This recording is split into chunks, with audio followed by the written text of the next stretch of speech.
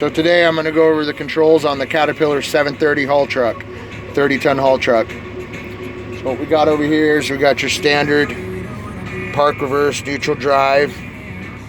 This is going to work your bucket. Got your radio, your e-brake. This is a remote switch for the belts.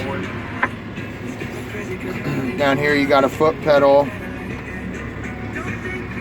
And you've got your traction control. That initiates that light on the dash. When you hit that switch and then hit that, it's going to engage 6-wheel drive, locks all the diffs, lights, a lunchbox, fire extinguisher, stereo. Pretty standard.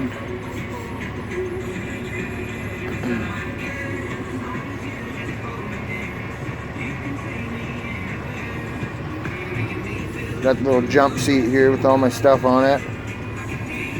This thing's a beast though.